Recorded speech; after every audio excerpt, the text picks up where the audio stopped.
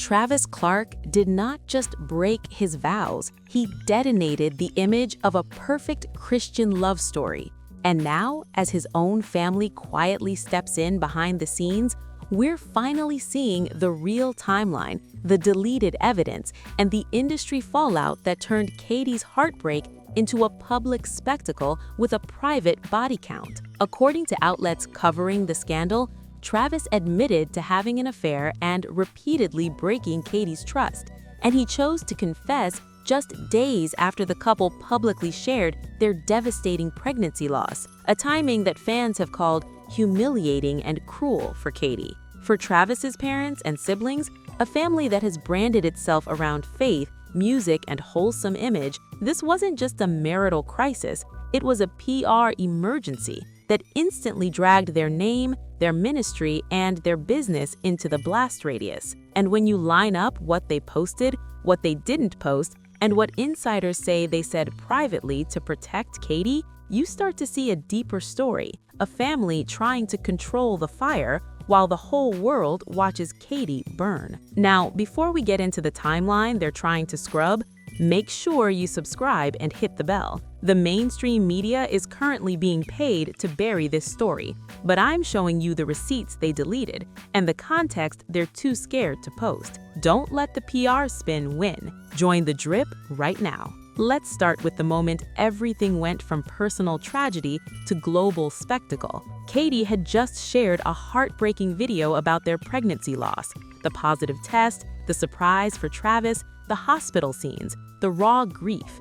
And fans were still processing that when, within roughly a day, Travis dropped his own statement admitting he had been unfaithful and had an affair, confessing to repeated betrayal and saying there was no justification for his actions. Multiple outlets documented that this confession landed essentially back-to-back with the miscarriage announcement, turning what could have been a private reckoning into a layered trauma for Katie. A miscarriage followed immediately by public betrayal. That's already brutal for her, but for the Clark family, the timing also meant their son was now the face of the first major public cheating scandal tied to the broader Bates world, and by extension, their own faith-based brand. Here's the first key receipt you need to remember: the black and white Instagram story where Travis lays it all out.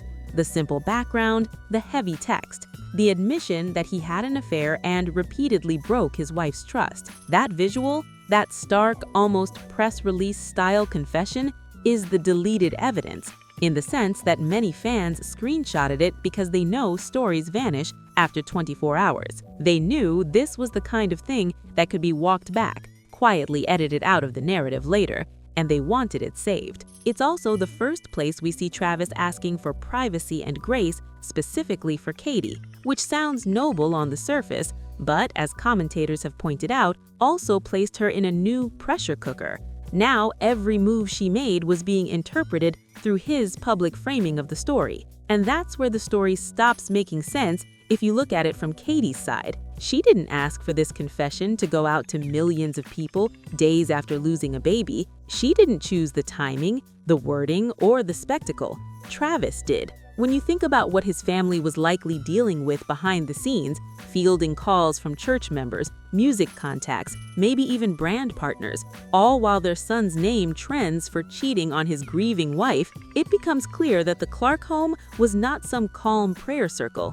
It was crisis management. We don't have a long, glossy press release from the Clark family themselves, and that silence is telling. Publicly, most of the vocal support for Katie appears to be coming from her side, from fans, and from broader reality TV viewers who are grieving with her and calling out the timing of Travis's concession. Reports and fan commentary suggest that both the Bates and Clark families are fully supporting Katie right now, which fits with what we see in Katie's own statement. She talks about this being an incredibly painful time, thanks people for their love and prayers, and makes it clear she's getting legal counsel, while still saying that her heart's desire is to preserve the marriage. That line, preserve the marriage, is where the systemic pressures start to show. Because here's the uncomfortable truth: this is not just a story about one man cheating.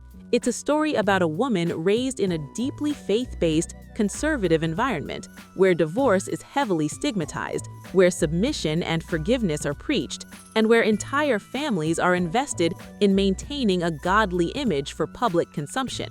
Commentators have already pointed out that this kind of culture can put a disproportionate weight on women like Katie to stay, to forgive, to fight for the marriage, even when they're simultaneously grieving and humiliated. And when you drag in Travis's family, a family that, like the Bates has, built their public life around Christian music and ministry, the stakes get even higher. Their son's failure doesn't just risk his marriage, it risks their livelihood, their brand, and the trust of their audience. So how does Travis's family actually respond when the cameras aren't rolling? Publicly, you see controlled moves, calls for prayer, vague comments about getting help, encouragement that he's taking responsibility. There are reports that Travis himself said he was getting help, and fans in community discussions speculated that both families would rally behind Katie, while also surrounding Travis with male spiritual support.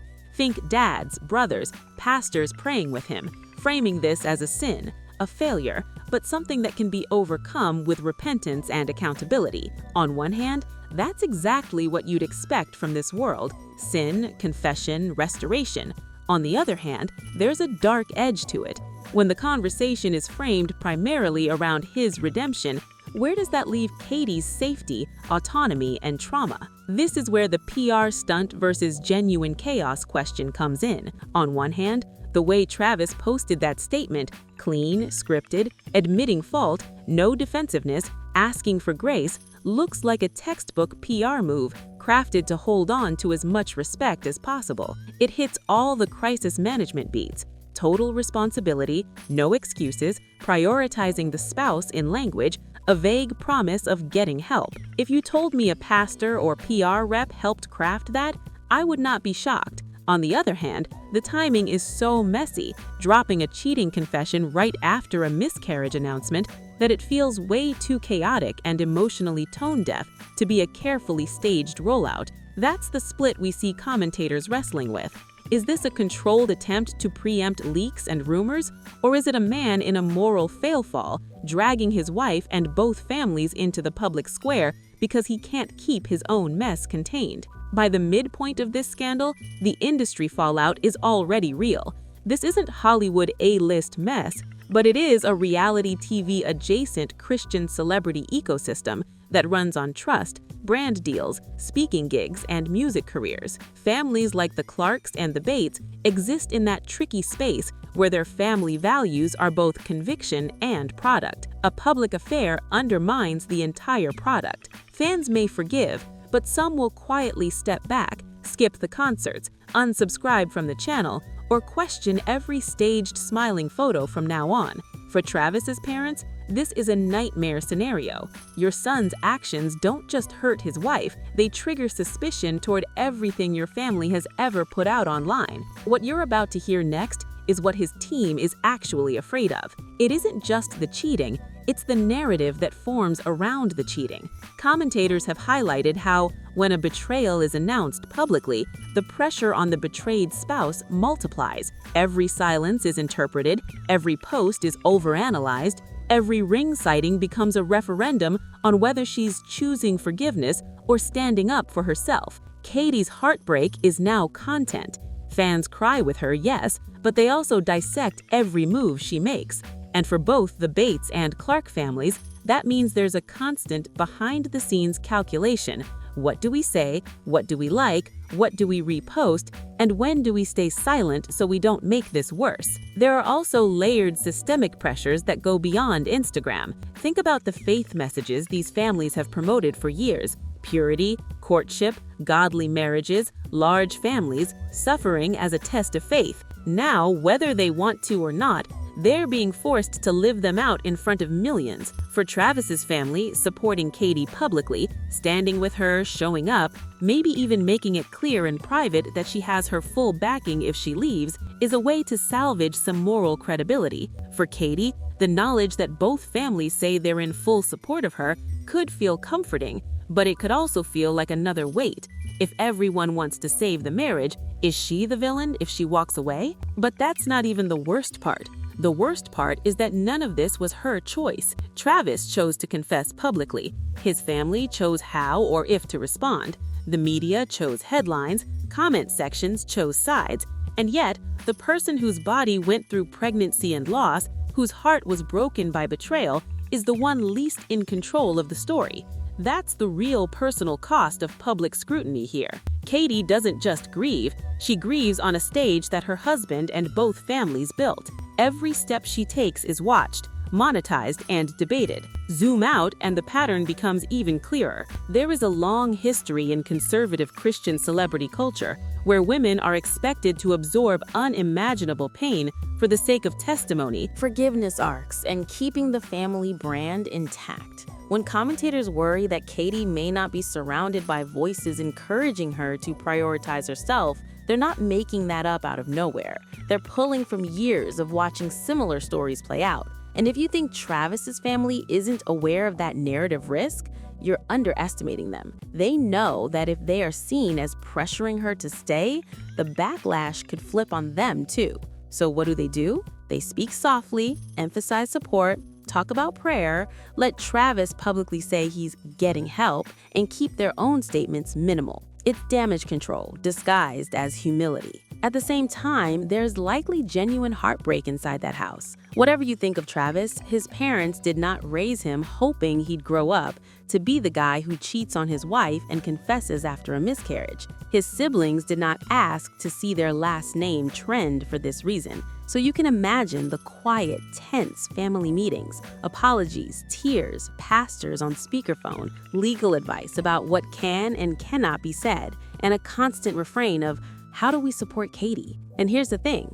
both can be true at once. Travis's family can be sincerely devastated in trying to support her, and they can also be deeply invested in minimizing collateral damage to their own image. That tension is exactly what makes this story so messy. This is where the clickbait title stops being clickbait and becomes receipts. The truth about Katie's heartbreak isn't just that her husband cheated, it's that she is navigating that betrayal under the weight of two powerful families, a religious system that glorifies marital endurance, and a digital culture that treats her pain like a serial drama. The truth from Travis's family side is not a single statement. It's the silence, the framing, the support they give her in private, and the protection they still instinctively extend to their son. And when you look at the real timeline, pregnancy joy, miscarriage grief, then almost immediately the cheating confession, plus the deleted evidence of that disappearing story,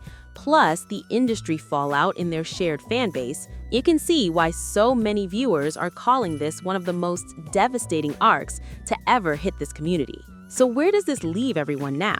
Officially, the future of the marriage is uncertain. Katie has publicly acknowledged the affair and the hurt, expressed gratitude for the support she's received, and said she's consulting legal counsel while still expressing hope to preserve the marriage. Travis has apologized, said there's no excuse, and claimed he's seeking help. Rumors and fan theories swirl about what each family is advising behind the scenes, but what we do know is that the story is far from over. There will be more posts, more "we're working on things," maybe more pregnancies, maybe a separation or reconciliation, and each step will be interpreted through the lens of this moment. In the end, you have a husband who chose to confess publicly, a wife who had no say in her trauma becoming content, and two families trying to reconcile their public testimony with the private disaster. The personal cost of that is not just tears and broken trust. It's a young woman whose choices will be judged by strangers and whose pain becomes part of a brand narrative, whether she likes it or not. So I want to hear from you. Knowing what you know now about the timing, the culture, and the family stakes, do you think this public confession was an act of courage or another layer of control over Katie's story?